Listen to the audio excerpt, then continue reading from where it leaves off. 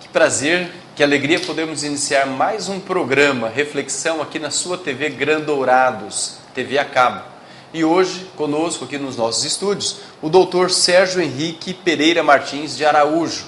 Ele que foi presidente da 4ª subseção da OAB aqui de Dourados. Está conosco e nós gostaríamos das suas palavras iniciais e depois vamos chamar um rápido intervalo, vamos conhecer um pouco dos nossos apoiadores e então teremos a primeira sessão da nossa entrevista. Muito obrigado pelo convite, pastor, e é uma honra falar da OAB, então faremos isso hoje. Então vamos conhecer agora os nossos apoiadores do programa Reflexão.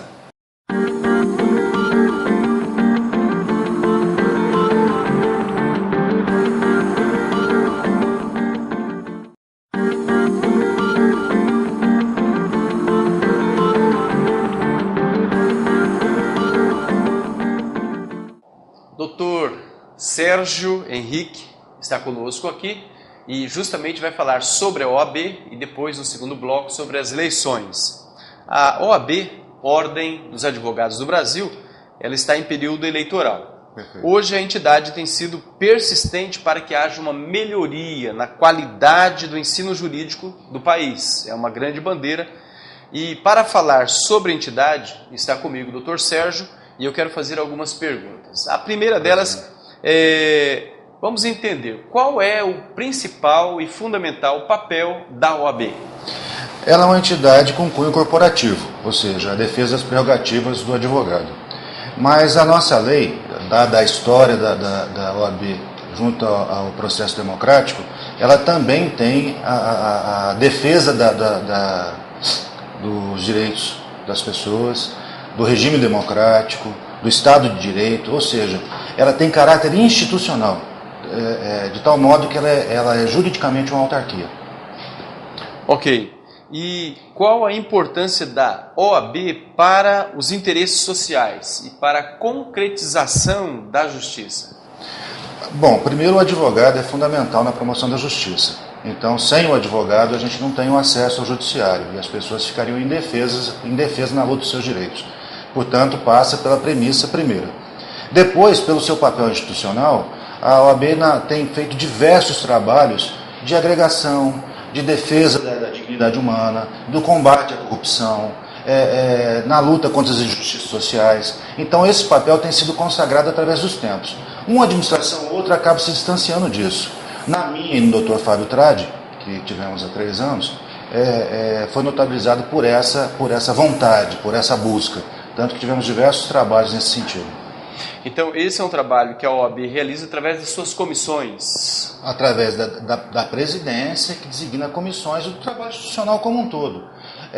Como ela não tem título de pagamento, seus dirigentes não são remunerados, é muito difícil agregar em torno disso, porque os seus advogados vão tratar dos seus interesses pessoais e em busca dos seus ganha-pão. Mas conseguimos agregar e trazer esse desejo para a instituição, tanto que a instituição na época se notabilizou por diversas experiências, como a OAB Cidadã, a OAB Vai à Escola, enfim. Isso fortalecendo a instituição, eu entendo que o advogado acaba sendo fortalecido também. Muito bem. Como que a OAB pode agir de modo a manter essa formação, essa continuação da formação jurídica para que os recém-formados possam dar continuidade aos seus estudos? Num passado muito recente, pastor, houve assim uma disseminação dos cursos de direito no nosso país. Às vezes com baixa qualidade de ensino, sem a condição necessária para a formação do profissional. A OAB fez um combate ostensivo a isso, não para diminuir os cursos, mas para melhorar a qualidade desses cursos. E por isso temos o exame da ordem, que talvez seja a única profissão que a pessoa tem que se mostrar capaz para entrar no mercado de trabalho. Porque ele formado em Direito, ele é bacharel. Ele só passa a ser advogado a partir do momento que é admitido no quadro da OAB com a possibilidade do exercício da profissão. Muito bem, vindo aqui para o seu caso, você é douradense, e douradense mesmo, né? Nascido em Dourados, criado em Dourados, estudou em Dourados, se formou em Dourados, aqui na Socigran. Exato. Isso, formado 89. na turma de 89. Formou em 89 e já iniciou as suas atividades em 90, início de 90, né? Isso tem sido uma prática dos egressos do curso de Direito em Dourados? Na verdade, as pessoas buscam a Faculdade de Direito porque ela é muito abrangente. Você tem acesso a diversos níveis de conhecimento. Mas no exercício da profissão, talvez 20% ou 30% dos formandos exerçam a profissão em seguida. São empresários, donas de casa, já têm outras faculdades, enfim, outras atividades paralelas e acabam seguindo as suas atividades primárias. Doutor Sérgio, voltando aqui então para o papel da OAB, ela tem se notabilizado em alguns momentos da história do nosso país no combate à corrupção. Fala um pouquinho sobre esse histórico. Justamente por ser seu papel institucional, ela não pode se excluir dessa responsabilidade. Então, na gestão, cito como exemplo aquela que vivenciei, na gestão do Dr. Fábio Tradi, na nossa, nós tivemos diversas manifestações nesse sentido. Com passeatas, com mobilização dos estudantes das faculdades, com apoio midiático, fazendo campanhas nesse sentido. A ordem não tem força coercitiva, ela não tem como impor a busca, mas ela tem sido firme na denúncia, firme no ensinamento, firme na sua posição. Eu acho que é um papel importantíssimo. Muito bem. E como que o senhor avalia a imagem que o advogado hoje tem na sociedade? E como é que a OAB, no seu tempo e hoje, ela pode se posicionar para melhorar esta imagem, para que ela seja mais condizente com o papel do advogado? Essa foi uma preocupação minha, pastor, quando eu assumi, porque nós havíamos assim, uma certa parcimônia na condução dos processos éticos, porque a ordem tem o papel, através dos seus tribunais de ética, de punir o advogado infrator. Nós temos um código de ética muito severo e o advogado que não cumpre fica passivo das punições. Mas havia, talvez por um senso corporativo, aquela coisa meio morosa. Então nós criamos uma diretoria de ética na época para dar celeridade nisso. A princípio os advogados se sentiram incomodados. Olha, vamos cortar nossa própria carne. Mas depois perceberam, quando você pune o advogado infrator, aquele que não segue o código ético, você preserva toda a categoria em relação à opinião pública. Sabe? E eu acho que esse trabalho gerou efeitos e, paulatinamente, a impressão da sociedade em relação ao advogado tem melhorado. Aquela coisa do advogado picareta, do advogado que quer enganar todo mundo, vem se distanciando. Hoje está entendido o peso e a responsabilidade do profissional. Muito bem. Para finalizarmos este primeiro bloco, o que a OAB faz para ajudar os recém-formados no ingresso aqui no mercado de trabalho? Que eu conheça nada, lamentavelmente. É uma coisa que deveria haver. Existem uns estágios supervisionados, mas o início da carreira do advogado é muito complicado. Sabe? O mercado é muito competitivo, as pessoas buscam experiência no advogado, então o jovem advogado acaba buscando mais a carreira da magistratura. Um concurso, a defensoria, a promotoria, justamente porque começar na advocacia é muito difícil. Talvez fosse a hora da gente pensar em alguma coisa nesse sentido, mas que eu conheça hoje não há nada. Muito bem, nós estamos chegando então ao final do primeiro bloco. Vamos para um rápido intervalo, vamos conhecer um pouco mais dos nossos apoiadores, daquelas empresas que têm ajudado aqui a manutenção do programa Reflexão na TV Gran Dourados e retornaremos em seguida.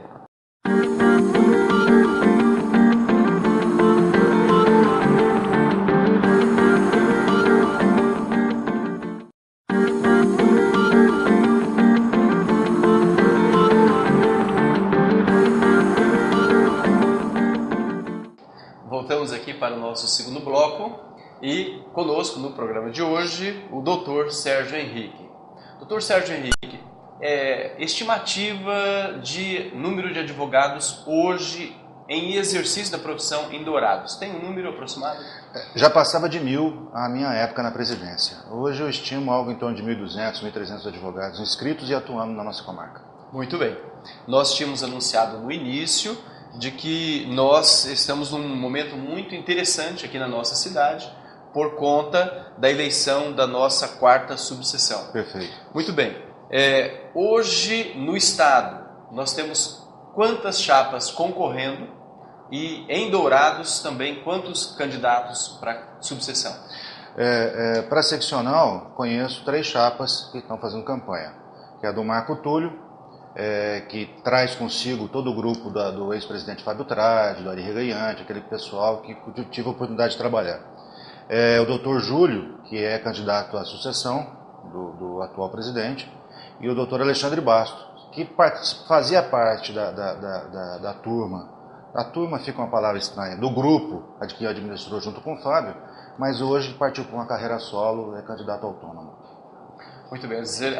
E aqui em Dourados, nós temos, com o Marco Túlio, o doutor Alexandre Azuma, um jovem advogado, muito promissor, grande caráter, uma pessoa que eu posso falar muito bem, a doutora Mara Pucinelli, que é a candidata do atual presidente, e o doutor Alexandre Bastos tinha uma indicação, mas por problemas internos entre eles, acabou retirando a candidatura. Então temos apenas 2 chapas em Dourados, doutora Mara e doutor Alexandre. E tanto no estado como em Dourados, a campanha começou em setembro. Felipe Azuma. A campanha começou em setembro e vai até agora o final do mês de novembro, quando teremos aí as eleições. Correto. Muito bem. Quais são os critérios para a eleição? Isso falando-se ainda da subseção e da questão da ordem do Estado. Cada advogado pode votar numa chapa composta, sendo para o Estado e para o município, tem que ser casado, pode votar num candidato daqui de Dourados que não seja ligado ao candidato do Estado? Pode, existe essa independência. O voto para Dourados é um e o voto para seccional é outro. Não existe uniformidade obrigatória, sabe? Normalmente se pede o alinhamento para ver facilidades na administração, mas o voto do advogado é independente. Tanto é que existe um candidato em Campo Grande que trabalha com as 2 chapas aqui, busca voto nas 2 chapas. Muito bem, esperto, hein? Eu acho que não é ruim, porque ele deixa de obter um apoio local. Normalmente os candidatos que não têm base, um candidato aqui da cidade, acaba perdendo muito voto. Muito bem. Quais são os critérios para a eleição do 5º constitucional? Um advogado pode ocupar a posição de desembargador nos tribunais. E qual é a visão da OAB sobre estes critérios? Bom, hoje os nossos tribunais eles são formados por juízes que ascendem aos tribunais, por promotores que ascendem ao tribunal e por advogados que têm essa mesma condição. Os advogados com um determinado período de trabalho e com notável saber jurídico, reconhecido saber jurídico, podem se candidatar. Aí eles vão ter que passar pelo crivo dos conselheiros estaduais. É formada uma lista e sai uma lista que vai para o tribunal. Essa lista no tribunal passa por novo crivo dos desembargadores e depois é indicado pelo governador. Mas a OAB faz essa escolha prévia. Então existe um processo de escolha interna, depois de uma escolha judicial e depois de uma escolha política. Não é simples alcançar o 5º. Muito bem. E existe alguma associação entre os cargos da OAB e os cargos ou pretensões políticas? Existe algum alinhamento nesse sentido, na história da OAB, dentro do Estado? Isso tem ocorrido, quem sabe, esporadicamente? O estatuto nosso proíbe que se ocupe cargos da OAB e cargos ad nutum, que é aqueles que são comissionados. É o meu caso, que sou procurador da Câmara, eu estou impedido de ter qualquer cargo eletivo na OAB, enquanto estiver ocupando o cargo, evidentemente. Na história, nós tivemos pouquíssimos casos de ex-dirigentes que ascenderam à carreira política. Um exemplo muito próximo é do Dr. Fábio Tradi, excelente pessoa, meu amigo, pessoa que eu tenho grande estima e respeito, mas a sua família toda é tradicionalmente ligada à política. Então eu não creio que o cargo tenha relação direta com a carreira que ele hoje é deputado federal. O seu pai era deputado, o seu irmão é o atual prefeito de Campo Grande, o seu irmão é deputado estadual, o seu primo é deputado federal, ou seja, tem um vereador da família, ou seja, a família toda está ligada à política. Em outros casos, eu não acredito que aconteça, mesmo porque, pastor, você ganha tantas inimizades no exercício da presidência, que você tem tantos enfrentamentos, que a carreira política se torna um pouco distante, sabe? Você tem que pontualmente fazer enfrentamentos institucionais, e por vezes você ataca interesses muito próximos de prefeitos, de deputados, enfim. Não é uma gestão fácil, sabe? Então eu acredito que não tenha ligação direta. Mas existe um caso, como esse que eu citei. Você citou o seu caso pessoal, onde você hoje desempenha uma função na Câmara Municipal, por isso estaria impedido até mesmo de concorrer a uma chapa qualquer cargo na administração. Fala um pouquinho sobre esse seu trabalho na Câmara Municipal. Para mim tem sido uma honra, sabe? Entrei quando a dona Adélia saiu da prefeitura, eu fui procurador-geral do município naquele período de transição que ela esteve na função. Depois, assim que o prefeito Murilo foi eleito, ela me convidou para que a acompanhasse, ela retomando as atividades na Câmara como presidente. Iniciei um trabalho muito bom lá, de adequação, de funcionalidade. Parece triste falar, mas havia assim, um descaminho grande lá dentro, sabe? E a gente conseguiu trazer esse alinhamento. Hoje o processo legislativo funciona muito adequadamente, tudo é muito bem acompanhado, tudo é muito transparente. Nossa legislação hoje toda está sendo colocada na internet, toda a legislação do município. Então, na presidência do professor Edenor, avançamos muito. E para minha felicidade, quando houve a substituição, o trabalho agradou tanto que o professor Edenor resolveu me manter na função e acompanho até hoje. Muito satisfeito e feliz por dar essa contribuição depois de um período tão turbulento que passamos, né? O que as pessoas, os eleitores, eles podem esperar nessa reforma do regimento interno da Câmara Municipal, em que isso pode trazer algum benefício para a sociedade de uma maneira em geral? O regimento havia algumas falhas, como foi a disputa da presidência, que precisavam ser sanadas.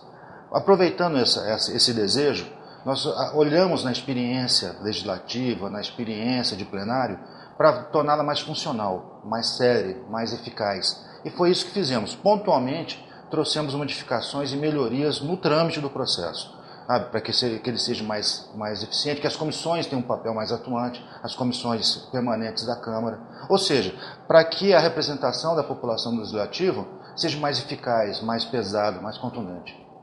Muito bem, é um prazer para nós, doutor Sérgio, recebê-lo. E seja bem-vindo, viu, pastor? Novo vereador da cidade, muito bem-vindo. Eu agradeço e é um prazer para nós tê-lo conosco aqui no programa Reflexão. Uma honra. Nós temos a intenção sempre de ter esse espaço totalmente aberto, né, tanto para a Câmara Municipal como para as empresas de Dourados, como acabamos de ter aqui também a presença da professora Cecília Zawit, falando sobre o aniversário da Unigran, sobre o Natal em Dourados. E nós queremos que você, nosso telespectador, acompanhe o programa Reflexão, que você dê as suas sugestões, de pauta inclusive, para que nós possamos oferecer sempre a melhor programação para você. Que Deus te abençoe e até o nosso próximo encontro.